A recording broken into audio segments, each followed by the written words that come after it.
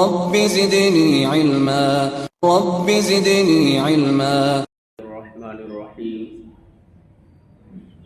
إن الحمد لله نحمده ونستعينه ونستغفره ونعوذ بالله من شرور أنفسنا ومن سيئات أعمالنا. من يهده الله فلا مضل له ومن يضلل فلا هادي له. وأشهد أن لا إله إلا الله وحده لا شريك له وأشهد أن محمدا عبده ورسوله. يا أيها الذين آمنوا اتقوا الله حق تقاته ولا تموتن إلا وأنتم مسلمون. يا أيها الناس اتقوا ربكم الذي خلقكم من نفس واحدة وخلق منها زوجها وبث منهما رجالا كثيرا ونساء. واتقوا الله الذي تساءلون به والأرحام إن الله كان عليكم رقيبا. يا أيها الذين آمنوا اتقوا الله وقولوا قولا سديدا يصلح لكم أعمالكم ويغفر لكم ذنوبكم ومن يطع الله ورسوله فقد فاز فوزا عظيما. أما بعد فإن خير الحديث كتاب الله وخير الهدي هدي محمد صلى الله عليه وسلم وشر الأمور محدثاتها وكل محدثة بدعة وكل بدعة ضلالة وكل ضلالة في النار. أعوذ بالله من الشيطان الرجيم. بسم الله الرحمن الرحيم. نحن نقص عليك نبأهم بالحق إنهم فتية آمنوا بربهم وزدناهم هدى.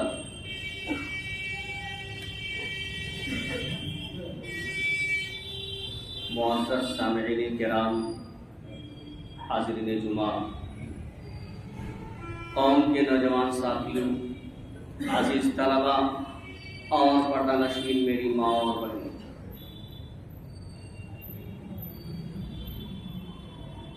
سب سے پہلے اللہ رب العالمین کے حمد و ثنا، عظمت و کبریائی، بڑائی اور بزرگی بیان کرنے کے لائق اور زیبا ہے، جو قادر مطلق اور محکم الحاکمین ہے، جس کی مرضی کے بغیر کائنات کا کوئی بھی پتا جنبش نہیں کر سکتا ہے. بعدہ انگنت اور بے شمار درود و سلام نازل ہو نبی مکرم، رسول معظم، پیغمبر محتشم، خاتم الانبیاء، سید المرسلین جناب محمد رسول اللہ صلی اللہ علیہ وسلم پر، جن کی بعثت کو اللہ رب العالمین نے امت پر ایک عظیم احسان قرار دیا ہے. حاضرین گرامی،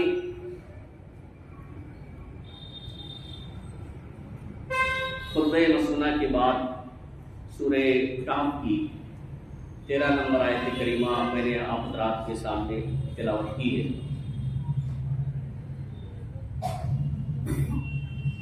آج کے اس جمعہ کے خطبے میں اسی آیت کریمہ کی روشنی میں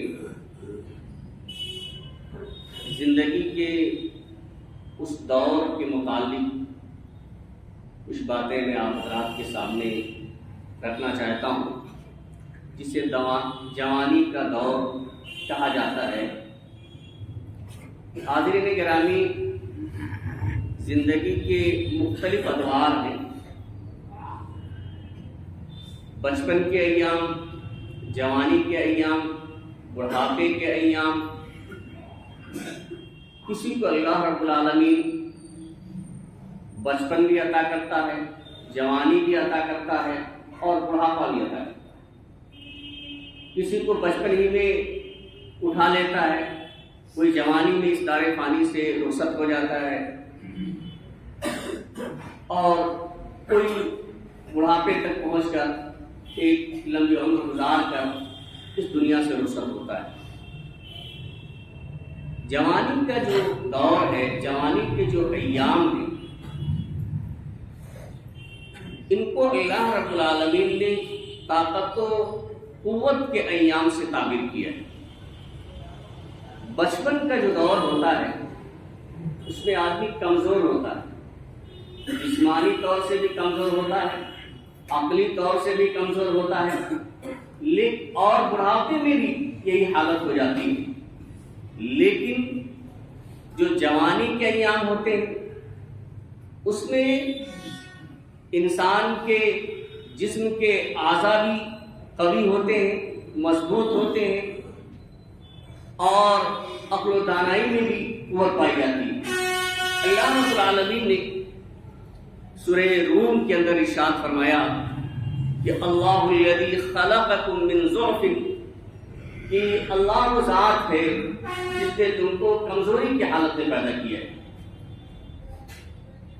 یعنی بچپن کا ذکر اللہ رب العالمین نے کیا، بعض مفسرین نے کہا ہے کہ اس سے نطفہ وغیرہ مراد ہے۔ اس دور میں جب ہم اور آپ نطفے کی شکل میں ہوتے ہیں تو چاہے نطفے کی شکل میں ہوں یا بچپن کے ایام میں ہوں، یہ ایام کمزوری کے ہوتے ہیں۔ ثم جعل من بعد ضعف قوة، اور پھر اللہ رب العالمین نے کمزوری کے بعد طاقت و قوت عطا کی، یعنی جوانی کا دور عطا کیا ہے۔ ثم جعل من بعد قوة ضعفا وشيبا، اور پھر اس قوت کے بعد، جوان ہونے کے بعد پھر ایک دور آتا ہے کہ جس میں پھر کمزوری آ جاتی ہے اور بڑھاپا آ جاتا ہے، بال سفید ہو جاتے ہیں، نہ عقل صحیح طریقے سے کام کر پاتی ہے اور نہ اعضاء و جوارح کام کر پاتے ہیں۔ یخلق ما یشاء وهو العلی القدیر، اللہ رب العالمین جو چاہتا ہے پیدا کرتا ہے اور وہ تمام چیزوں کا جاننے والا اور ہر چیز پر قادر ہے۔ تو جوانی کا جو دور ہوتا ہے وہ قوت کا دور ہوتا ہے، طاقت کا دور ہوتا ہے۔ ہم اس دور میں، اس عمر میں، جب جوانی کی عمر میں ہوتے ہیں تو تمام چیزیں بحسن خوبی اللہ رب العالمین کی توفیق سے انجام دے لیتے ہیں۔ اسی لیے اس دور کی بڑی اہمیت اور اس دور کا خاص طور سے خیال رکھنے کا، ان ایام کی قدر کرنے کا اللہ کے رسول صلی اللہ علیہ وسلم نے حکم دیا ہے۔ اللہ کے رسول صلی اللہ علیہ وسلم نے ایک حدیث کے اندر ارشاد فرمایا کہ اغتنم خمسا قبل خمس، 5 چیزوں کو 5 چیزوں سے پہلے غنیمت سمجھو، یعنی 5 چیزوں کی آپ قدر کیجیے، ناقدری نہ کیجیے، یوں ہی انہیں ضائع اور برباد نہ کیجیے۔ 5 چیزوں کے آنے سے پہلے شبابک قبل حرم، پہلی چیز اللہ کے رسول صلی اللہ علیہ وسلم نے ذکر فرمائی وہ یہ ہے کہ اپنی جوانی کو بڑھاپے سے پہلے غنیمت سمجھو۔ اللہ رب العالمین نے آپ کو جو جوانی کے ایام عطا کیے، ان ایام کی آپ قدر کیجیے، ان ایام کو غلط چیزوں میں نہ لگائیے اور لایانی چیزوں میں ان ایام کو مت گزاریے، انہیں ضائع نہ کیجیے۔ بڑھاپا آنے سے پہلے جوانی کے ایام کی آپ قدر کیجیے۔ وصحتک قبل سقم، دوسری چیز جو صحت اللہ رب العالمین نے آپ کو عطا کی، آج تندرست ہیں، آج صحت سے اللہ رب العالمین نے نوازا ہے، تو اس صحت کی آپ قدر کریں اور اس سے فائدہ اٹھائیں، کیونکہ یہ پتہ نہیں ہے کہ کب کون سی بیماری اور کب لاحق ہو جائے۔ اس لیے اپنی صحت کو غنیمت سمجھو، بیماری سے پہلے وغنا کا قبل فقر، اور محتاجی سے پہلے مالداری کو آپ غنیمت سمجھیں۔ اگر اللہ رب العالمین نے آپ کو مال و دولت سے نوازا ہے، اللہ رب العالمین نے آپ کو مالدار بنایا ہے، تو محتاج ہونے سے پہلے آپ اس کی قدر کیجیے۔ یہ کسی کو معلوم نہیں ہے کہ آج اللہ رب العالمین نے ہمیں مال و دولت سے نوازا ہے، کل کب کس وقت اور کس حالت میں وہ مال ہمارے پاس نہ رہے، یہ کسی کو پتہ نہیں ہے۔ اس لیے جو مال اللہ رب العالمین نے دیا ہے جو مالداری آپ کو عطا کی ہے تو محتاجی سے پہلے اس کو غنیمت سمجھیے، اس کو قدر کیجیے اور اچھی چیزوں میں لگائیے۔ وَفَرَاغَكَ قَبْلَ شُغْلِكَ، وَفَرَاغَكَ قَبْلَ شُغْلِكَ، اور آج آپ فارغ ہیں، آپ کی مشغولیات بہت زیادہ نہیں ہیں، تو مشغولیت سے پہلے اپنی فراغت کو آپ غنیمت سمجھیے، اس کی قدر کیجیے۔ ممکن ہے ایک ایسا وقت آئے کہ آپ ایسے مشغول ہو جائیں کہ آپ کو موقع ہی نہ مل پائے، کافی مشغولیت ہو جائے، بڑھ جائے آپ کی مشغولیت، اس لیے مشغولیت کے آنے سے پہلے اپنی فراغت کو آپ غنیمت سمجھیے۔ وَحَيَاتَكَ قَبْلَ مَوْتِكَ، اور اپنی زندگی کو موت سے، یعنی مرنے سے پہلے اپنی زندگی کی آپ قدر کیجیے اور اس کا صحیح طریقے سے فائدہ اٹھائیے۔ تو جن 5 چیزوں کے بارے میں اللہ کے رسول صلی اللہ علیہ وسلم نے یہ حکم دیا ہے کہ آپ ان 5 چیزوں کی قدر کیجیے، ان 5 چیزوں کے آنے سے پہلے، ان میں سے پہلی چیز کا جو ذکر اللہ کے رسول صلی اللہ علیہ وسلم نے کیا ہے وہ جوانی کا ذکر کیا ہے کہ اپنی جوانی کی آپ قدر کیجیے، اسے غنیمت سمجھیے اور اسے ضائع نہ کریے۔ آپ کے سامنے ایک حدیث بیان کروں کہ جوانی کے ایام میں ہم زیادہ بیٹھتے ہیں، لایانی چیزوں میں زیادہ مشغول ہوتے ہیں، شراب کے عادی بھی جوانی کے ایام میں ہو جاتے ہیں، اور دوسری لایانی چیزیں ہیں اور بھی خرافات ہیں۔ آج کل تو موبائل کا ایک فتنہ ہے جو ہمارے لیے والے جانے کہ جن ایام کے بارے میں ہمیں سوچنا چاہیے کہ ہمارا مستقبل کیا ہے، اللہ رب العالمین نے ہمیں کس لیے پیدا کیا ہے، ہمارے دنیا میں آنے کا مقصد کیا ہے۔ ہم موبائل اور اس طرح کی لائن چیزوں میں اس طرح سے منہمک ہو گئے ہیں، مشغول ہو گئے ہیں کہ ہم اپنے مقصد ہی کو بھول چکے ہیں۔ بہرحال تو جوانی کو آپ غنیمت سمجھیے اور برائیوں سے اس جوانی کو محفوظ رکھیے۔ ایک روایت ہے، آپ نے سنا ہوگا کہ مرثد بن ابی مرثد الغنوی رضی اللہ تعالیٰ، یعنی جوانی کو کس طرح سے حفاظت کرتے ہیں، برائی سے کس طرح سے اپنی جوانی کو محفوظ رکھتے ہیں اسلام لانے کے بعد۔ آپ غور کریں، اس روایت میں لمبی روایت ہے کہ اللہ کے رسول صلی اللہ علیہ وسلم جب مدینہ ہجرت کر کے گئے تو آپ جانتے ہیں مکہ والوں نے، مشرکین نے مسلمانوں کے لیے مکہ کی سرزمین کو تنگ کر دیا، لوگ ہجرت کر کے چلے گئے۔ اللہ کے رسول صلی اللہ علیہ وسلم نے کچھ نوجوانوں کو مقرر کیا کہ جو لوگ مکہ میں مشرکین مکہ کی قید میں ہیں، ان لوگوں نے زنجیروں میں جن لوگوں کو قید کر رکھا ہے، ظلم و ستم کے پہاڑ توڑ رہے ہیں، ان کچھ نوجوانوں کو اللہ کے رسول صلی اللہ علیہ وسلم نے مقرر کیا کہ جو مکہ میں قید ہیں، پریشانی کی زندگی گزار رہے ہیں، ان کو مدینہ لے کے آئیں۔ انہی نوجوانوں میں سے مرثد بن ابو مرثد غنوی رضی اللہ تعالیٰ عنہ، وہ کہتے ہیں کہ اللہ کے رسول نے ان کو مقرر کیا تھا اور انہوں نے اپنے ایک کسی ساتھی سے وعدہ کیا کہ مشرکین مکہ کی قید سے میں تمہیں آزاد کراؤں گا۔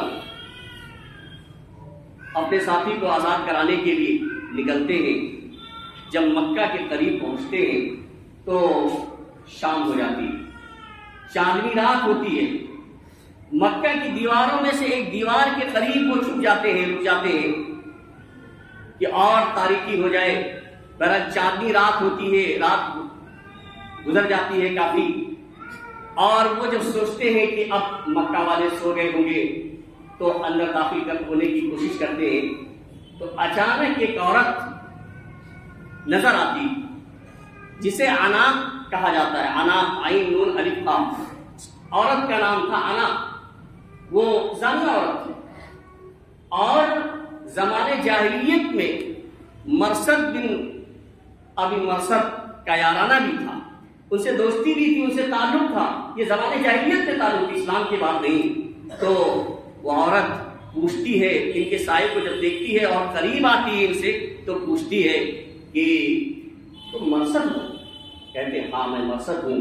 پھر وہ کہتی ہے مرحبا و اہلا، یعنی خوش آمدید کہتی ہے، اور کہتی ہے جو پہلے کے تعلقات تھے زمانے جاہلیت میں اس کو یاد دلاتی ہے اور خوش آمدید کہتی ہے، اور کہتی ہے کہ آج رات آپ بڑے اچھے موقع سے آئے ہیں، چاندنی رات ہے، رات کا سناٹا ہے، کوئی بھی دیکھنے والا نہیں ہے.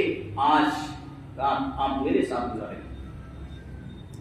آپ بتائیے وہاں کوئی نہیں ہے, صرف وہ عورت ہے آنا, اور مرثد رضی اللہ تعالیٰ عنہ ہے جن کی پہلے کی دوستی بھی ہے, اس کا بھی حوالہ دیا جا رہا ہے. کہتے ہیں کہ نہیں, میں اسلام لا سکتا, اور اللہ رب العالمین نے زنا کو حرام کر دیا ہے, میں رات گزارنے کی تو دور کی بات تمہارے جسم پر ہاتھ بھی نہیں لگا سکتا. وہ پریشر بناتی ہے اور دباؤ بناتی ہے کہ مرثد اگر میری بات نہیں مانو گے, مکہ آ چکے ہو, میں شور مچا دوں گی کہ یہ تمہارے قیدیوں کے لے جانے والے جو لوگ ہیں انہی میں یہ مرثد ہے, یہی قیدی لینے کے لیے آیا ہوا ہے. بہرحال اس کی اس پریشر کا اس پہ کوئی اثر نہیں ہوتا ہے, دباؤ کا کوئی فرق نہیں پڑتا ہے. وہ انکار کر دیتے ہیں اور وہ شور کر دیتی ہے کہ مکہ والوں کہ تمہارے قیدیوں کو لے جانے کے لیے مرثد آیا ہوا ہے مکہ کے اندر. 7-8 لوگ ان کا پیچھا کرتے ہیں, ایک پہاڑی کے نیچے یہ اتر جاتے ہیں اور غار ایک تھا, ایک سوراخ اس کے اندر داخل ہو جاتے ہیں. وہ لوگ جو 8 لوگ تھے وہیں سے پیشاب بھی کرتے ہیں, حدیث کے الفاظ ہے پیشاب کرتے ہیں, اور پیشاب ان کے سر کے اوپر ٹپکتا ہے. لیکن اللہ رب العالمین نے ان کو اندھا بنا دیا تھا کہ نیچے مرثد کھڑے ہیں اور وہ اوپر پہاڑی پر وہ دیکھ نہیں سکتے تھے. بہرحال یہ واقعہ ہوتا ہے. جب وہ لوگ چلے جاتے ہیں تو پھر دوبارہ یہ مدینہ واپس نہیں آتے, مکہ پھر جاتے ہیں وہاں, اور اپنے ساتھی کو لے کر کے مدینہ جب پہنچتے ہیں اللہ کے رسول صلی اللہ علیہ وسلم سے ذکر کرتے ہیں, پورا واقعہ بیان کرتے ہیں. پھر کہتے ہیں اللہ کے رسول کہ انکحوا انا, کیا میں انا سے شادی کروں؟ 2 مرتبہ کہتے ہیں. وہ برائی پر دعوت دے رہی تھی,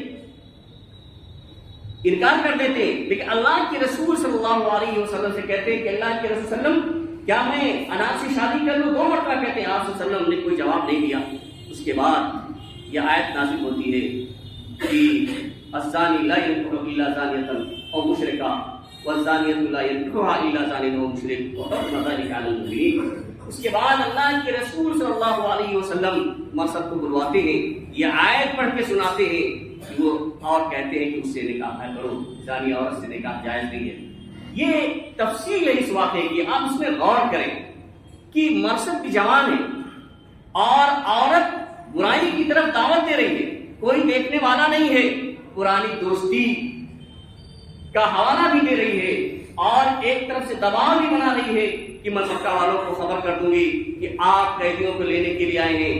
لیکن اس کے باوجود وہ اپنے ایمان کی حفاظت کرتے ہیں, اپنی جوانی کی حفاظت کرتے ہیں, زنا کی گندگی سے اس کو جو ہے آلودہ نہیں کرتے ہیں. اس طرح سے ہمیں اور آپ کو اپنی جوانی کی حفاظت کرنی چاہیے. وَشَبَابَكَ قَبْلَ حَرَمِكَ, جو اللہ کے رسول صلی اللہ علیہ وسلم نے فرمایا ہے کہ اپنی جوانی کی آپ قدر کیجیے, اس کی حفاظت کیجیے, اسے لایانی چیزوں میں نہ لگائیے. آپ کو معلوم ہوگا کہ قیامت کے دن بندے سے جو سوالات کیے جائیں گے, 5 سوالات کا ذکر آتا ہے کہ اجمالی طور سے قیامت کے دن اللہ رب العالمین کے سامنے جو کیا جائے گا بندے سے, تو انہی میں سے جوانی کے بارے میں بھی حدیث کے الفاظ ہیں. ابن مسعود رضی اللہ تعالیٰ عنہ کہتے ہیں کہ اللہ کے رسول صلی اللہ علیہ وسلم نے فرمایا کہ لا تزول قدم ابن آدم من یوم القیامت من عند ربہ حتی یسأل عن 5, کہ ابن آدم کے دونوں قدم اللہ رب العالمین کے سامنے سے جنبش نہیں کر پائیں گے, حرکت نہیں کر پائیں گے, ہل نہیں پائیں گے, جب تک کہ 5 سوالوں کے بارے میں وہ جواب نہیں دے دے. یعنی 5 سوالوں کے جواب جب تک بندہ دے نہیں دے گا تب تک وہ اللہ رب العالمین کے سامنے سے ہٹ نہیں سکے گا. اور وہ 5 سوال کیا ہیں؟ عن عمرہ فیما افنی, پہلا سوال اس کی عمر کے بارے میں سوال ہوگا کہ عمر کیسے گزاری ہے, اجمالی طور سے پوری عمر کے بارے میں اللہ رب العالمین کے یہاں سے سوال کیا جائے گا. اور دوسرا سوال ہوگا وعن شبابہ فیما افنی, اس کی جوانی کے بارے میں. پوری عمر کے اندر تو جوانی کے ایام ہی آتے, لیکن خصوصیت کے ساتھ جو قوت کا زمانہ ہے, طاقت کا زمانہ ہے, جس زمانے میں, جس دور میں, جن ایام میں ہم ہر چیز پہ کرنے پہ غالب ہوتے ہیں اس دور کے متعلق، ان ایام کے متعلق، جوانی کے دنوں کے متعلق اللہ رب العالمین کے ہاں سوال کیا جائے گا. وَعَنْ شَبَابِهِ فِيمَا أَفْنَىٰ، جوانی کے بارے میں پوچھا جائے گا کہ جوانی کہاں گزاری، اللہ کی عبادت میں گزاری یا لائن کی چیزوں میں گزار دیا، غیر اللہ کی عبادت میں گزار دی، لوگوں پر ظلم و ستم کرنے میں گزار دی، جھوٹی گواہی دینے پر گزار دی. یعنی اللہ کے لیے آپ نے جوانی گزاری ہے یا کسی اور طریقے سے ناجائز طریقے سے جوانی گزار دی ہے، اس کے بارے میں اللہ رب العالمین سے کیا سوال کیا جائے گا. وَمَالِهِ مِنْ أَيْنَ اكْتَسَبَهُ وَفِيمَا أَنْفَقَهُ، اور مال کے بارے میں سوال کیا جائے گا. مال کے بارے میں دو سوال کہ من أَيْنَ اكْتَسَبَهُ، کہاں سے آپ نے کمایا ہے، انکم کا ذریعہ کیا ہے، کس طریقے سے آپ نے، حلال طریقے سے آپ نے روزی حاصل کی تھی یا حرام طریقے سے حاصل کی تھی. وَفِيمَا أَنْفَقَهُ، اور کمانے کے بعد اگر آپ نے حلال طریقے سے، جائز طریقے سے کما بھی لیا ہے تو خرچ کیسے کیا ہے، وہ کن جگہوں پر آپ نے اپنا مال خرچ کیا ہے. تو اس مال کے بارے میں دو سوال ہوگا کہ مال کہاں سے کمایا ہے اور کہاں پر خرچ کیا ہے. اور اس سے بڑی بیوقوفی کیا ہوگی کہ آدمی جائز طریقے سے کمائے اور حرام طریقے سے خرچ کرے. یعنی کمانے کے لیے اتنی محنت و مشقت کرتا ہے آدمی جائز طریقے سے کمانے کے بعد، اور وہ حرام چیزوں میں خرچ کر دیتا ہے. اس سے بڑی بیوقوفی کیا ہو سکتی ہے. تو یہ دو سوال ہوں گے. وَمَاذَا عَمِلَ فِيمَا عَلِمَ، اور علم کے بارے میں سوال کیا جائے گا کہ جو آپ نے علم حاصل کیا ہے، اب کسی بھی طریقے سے حاصل کیا ہو، چاہے کسی جگہ مدرسے میں داخلہ لے کر کے آپ نے علم حاصل کیا ہو، پروگراموں میں شرکت کر کے آپ نے علم حاصل کیا ہو، خطبہ جمعہ کے ذریعے آپ کو علم حاصل ہوا ہو، اور دوسرے دروس کے ذریعہ، کتابیں پڑھ کر کے، مطالعے کے ذریعہ، کسی بھی طریقے سے جو علم آپ نے حاصل کیا ہے، اس علم کے بارے میں آپ سے سوال کیا جائے گا کہ کتنا آپ نے عمل کیا ہے. حضرین گرامی، تو جوانی کے جو ایام ہوتے ہیں یہ انتہائی اہم ایام ہیں. ان کے بارے میں خصوصیت کے ساتھ اللہ رب العالمین کے یہاں جواب دینا ہوگا کہ ان ایام کو ہم نے کیسے گزارا ہے. لیکن یہی ایام اگر صحیح طریقے سے گزارتے ہیں، اللہ اس کے رسول صلی اللہ علیہ وسلم کے بتائے ہوئے فرمان کے مطابق گزارتے ہیں، تو اللہ رب العالمین کی طرف سے بڑا انعام بھی ہے. حضرت ابو ہریرہ رضی اللہ تعالیٰ عنہ حدیث کے راوی ہیں، ایک لمبی روایت کے اندر اللہ کے رسول صلی اللہ علیہ وسلم نے 7 قسم کے لوگوں کا ذکر فرمایا ہے. سبعۃ یظلھم اللہ فی ظلہ یوم لا ظل الا ظلہ. یہ 7 قسم کے لوگ ایسے ہوں گے کہ جنہیں قیامت کے دن، جس دن کی اللہ کے سائے کے علاوہ، اور بعض روایت میں آتا ہے اللہ کے عرش کے سائے کے علاوہ کوئی سایہ نہیں ہوگا. اللہ رب العالمین 7 قسم کے لوگوں کو سایہ عطا فرمائے گا. آپ بارہا سنتے ہوں گے کہ قیامت کا دن کتنا سخت ہوگا، نفسی نفسی کا عالم ہوگا، کوئی کسی کا پرسان حال نہیں ہوگا، ہر ایک اپنے میں پریشان ہوگا. لوگ اپنے اپنے گناہوں کے وقت پسینے میں شرابور ہوں گے، کسی کو ٹخنے تک، کسی کو گھٹنے تک، کسی کو کمر تک، کوئی پسینے میں ڈوب رہا ہوگا. بہت ہی سخت دن ہوگا. ایسے دن کوئی بھی سایہ نہیں ہوگا کہ آپ کہیں سایہ حاصل کر لیں. تھوڑی سی گرمی کی شدت جب پڑ جاتی ہے، گرمی کا موسم آتا ہے تو آدمی پنکھا، کولر، اے سی، نہ جانے کیا کیا چیزیں ڈھونڈتا ہے کہ تھوڑا سا گرمی سے راحت مل جائے. لیکن وہاں ایسی کوئی چیز نہیں ہوگی. لیکن کچھ خوش نصیب اللہ رب العالمین کے بندے ہوں گے جنہیں اللہ رب العالمین کا سایہ یا اللہ رب العالمین کے عرش کے کا سایہ نصیب ہوگا. ان میں سے کون ہے؟ امام عادل امام. عادل امام کے بعد جو دوسرا ذکر کیا وہ شاب نشأ فی عبادت اللہ، اور وہ نوجوان جس کی نوجوانی اللہ رب العالمین کی عبادت میں گزری ہو، اپنے جوانی کے ایام کو یوں ہی لایانی چیزوں میں نہیں گزار دیا ہوگا، خرافات میں نہیں گزار دیا ہوگا، اللہ کی عبادت میں، اللہ اس کے رسول کی اطاعت اور فرما برداری میں اس نے گزاری ہوگی. اور تیسرا وَرَجُلٌ ذَكَرَ اللَّهَ خَالِيًا فَفَاضَتْ عَيْنَاهُ، تیسرا وہ شخص ہوگا جس نے اللہ رب العالمین کو تنہائی میں یاد کیا، کوئی نہیں دیکھا، صرف اللہ رب العالمین دیکھ رہا ہے، تنہائی میں اللہ رب العالمین کو یاد کرتا ہے، اللہ رب العالمین کا ذکر کرتا ہے، ففاضت عینا، تو اس کی آنکھیں اشبار ہو جاتی ہیں، یعنی اللہ کو یاد کرتا ہے۔ بھئی لوگوں کے درمیان ذکر کر کے رو دینا بہت آسان ہے، بہت آسان ہے یاروں میں معاذ اللہ کہہ دینا، اور بہت مشکل ہے خلوت میں میں گلگوں سے بچ جانا۔ تو تنہائی میں برائی سے بچ جائیں، یہ بہت مشکل کام۔ تو تنہائی میں اللہ رب العالمین کو یاد کر کے جو شخص رو پڑے وہ بھی قیامت کے دن اللہ کے سائے کا مستحق ہوگا۔ وَرَجُلٌ قَلْبُهُ مُعَلَّقٌ فِي الْمَسَاجِدِ، اور چوتھا وہ آدمی ہوگا جس کا دل مساجد سے لٹکا ہوا ہے، یعنی نماز پڑھ کے آیا ہے اور پھر اس کا دل لگا ہوا ہے کہ کب اذان ہوگی، کب اللہ کے گھر سے بلاوا ہوگا اور ہم اللہ کے دربار میں حاضر ہو کر کے نماز ادا کریں گے، یعنی دل اس کا مسجد میں لگا رہتا ہے۔ وَرَجُلَانِ تَحَابَّا فِي اللَّهِ اجْتَمَعَا عَلَيْهِ وَاتَّفَرَّقَا عَلَيْهِ، اور وہ دو آدمی جو آپس میں محبت اللہ کے لیے کرتے ہیں، اگر محبت کرتے ہیں تو بھی اللہ کے لیے، اگر کسی بات اختلاف بھی ہو جائے، دشمنی بھی ہو جائے تو بھی وہ اللہ کی وجہ سے ہو، تو ایسے لوگ بھی اللہ کے سائے کے مستحق ہوں گے۔ وَرَجُلٌ دَعَتْهُ امْرَأَةٌ ذَاتُ مَنْصَبٍ وَجَمَالٍ فَقَالَ إِنِّي أَخَافُ اللَّهَ، اور وہ شخص جس کو ایک عورت جو اصل نسب والی ہو، اونچے منصب والی ہو، عہدے والی ہو، خوبصورت بھی ہو، اور اسے برائی کی طرف دعوت دے تو وہ کہے انی اخاف اللہ، میں اللہ رب العالمین کا خوف پاتا ہوں، مجھے اللہ رب العالمین کا خوف ہے، اللہ کا ڈر ہے، میرے اندر اللہ کا تقویٰ ہے، اس کی پرہیزگاری ہے، خشیت الہی ہے، یہ کہہ کر کے اس برائی سے رک جائے اور اس کی دعوت پر لبیک رکھے، ایسا شخص بھی اللہ کے عرش کے سائے کا مستحق ہوگا۔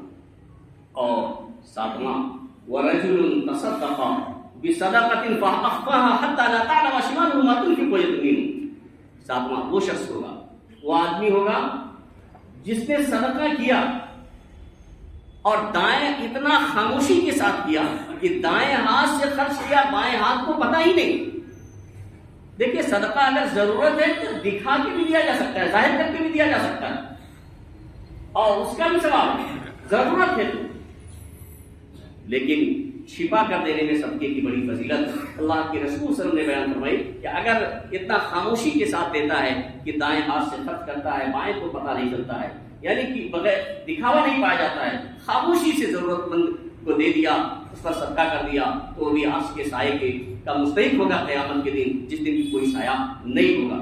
حاضرین گرامی، جن 7 خوش نصیب لوگوں کا اللہ کے رسول صلی اللہ علیہ وسلم نے اس حدیث شریف کے اندر جو بخاری مسلم کی ہے ذکر فرمایا ہے کہ قیامت کے دن اللہ رب العالمین انہیں اپنا سایہ نصیب کرے گا، اور بعض روایت میں آتا ہے کہ اپنے عرش کا سایہ نصیب کرے گا، تو ان 7 لوگوں میں سے ایک نوجوان بھی ہوگا۔ ایسے نوجوان ہوں گے جو اپنی جوانی کے ایام کو اللہ رب العالمین کی عبادت میں گزارتے ہیں۔ حاضرین گرامی، ہمیں اور آپ کو اپنی جوانی کے ایام کو قدر کرنا چاہیے۔ جو آیت کریمہ میں نے پڑھی تھی، کیونکہ وقت ختم ہو گیا اس لیے اس کی وضاحت ممکن نہیں ہے، اللہ رب العالمین سے دعا ہے کہ الہ العالمین ہم تمام لوگوں کو اپنی جوانی کی حفاظت کی توفیق عطا فرمائے۔ الہ العالمین جو ایام ہمارے گزر گئے ہیں جیسے بھی ہوں، جو ہم سے گناہ ہوئے ہیں ان گناہوں کو تو معاف فرما دے، اور جو ایام بچے ہوئے ہیں الہ العالمین ہمیں گناہوں سے پرہیز کرنے، سے اجتناب کرنے کی توفیق عطا فرما، اپنی اطاعت و فرمانبرداری میں ان ایام کو گزارنے کی توفیق عطا فرما۔ الہ العالمین ہم نے جو پریشان حال ہیں ان کی پریشانیوں کو دور فرما دے، جو لوگ بیمار ہیں انہیں شفاء کامل و عاجل عطا فرما، جو لوگ مقروض ہیں انہیں قرض کی ادائیگی کی توفیق عطا فرما۔ بارک اللہ لنا ولکم فی القرآن العظیم ونفعنا وإیاکم بالآیات والذکر الحکیم، انہ تعالی جواد کریم ملک